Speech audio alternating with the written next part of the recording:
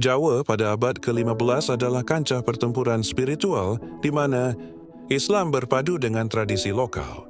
Di tengah gejolak ini muncul dua kekuatan spiritual, Wali Songo yang menyebarkan Islam secara terstruktur dan Syekh Siti Jenar, seorang sufi dengan pemahaman yang jauh lebih radikal.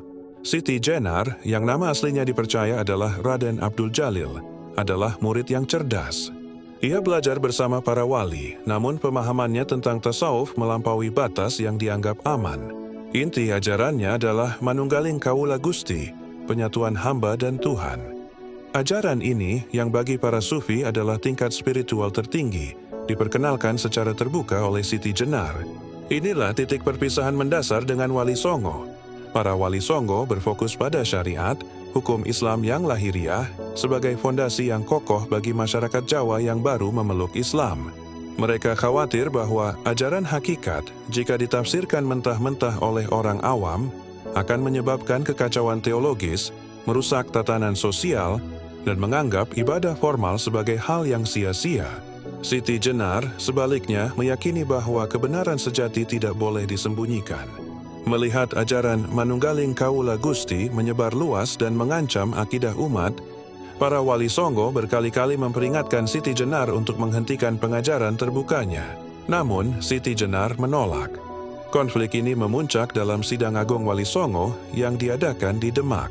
Dalam persidangan yang tegang, Siti Jenar tetap teguh pada pendiriannya, menantang para wali untuk menjustifikasi mengapa mereka harus menyembunyikan kebenaran. Akhirnya, konsensus sulit dicapai.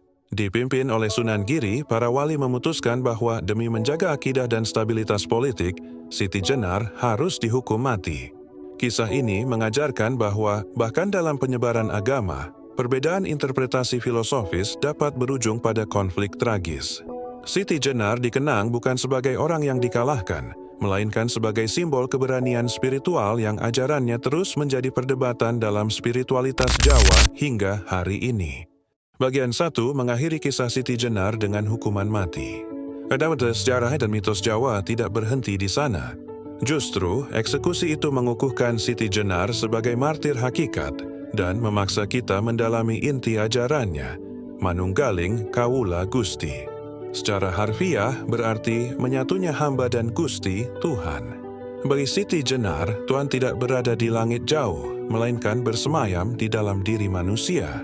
Konsep ini menolak ritual formalistik, karena jika Tuhan ada di dalam diri, maka setiap momen kehidupan adalah ibadah, dan kematian hanyalah kepulangan ke asal mula sejati. Ajaran ini, meskipun mendalam secara spiritual, dianggap Wali Songo sebagai pemicu kekafiran, karena menghapuskan batas antara pencipta dan ciptaan. Kisah eksekusinya pun diselimuti misteri. Babad Jawa menceritakan bahwa setelah Siti Jenar dipenggal oleh Sunan Kalijaga, tubuhnya tidak mengeluarkan darah melainkan cahaya atau berubah menjadi seekor anjing. Peristiwa ajaib ini adalah simbol untuk menunjukkan kesucian dan kesempurnaan hakikatnya. Hingga kini, ajaran Siti Jenar tidak pernah hilang. Ia diabadikan dalam Serat Siti Jenar dan menjadi salah satu pilar penting dalam spiritualitas kejawen. Ironisnya, meskipun Wali Songo menolaknya, mereka terpaksa mengakui kedalaman ilmunya.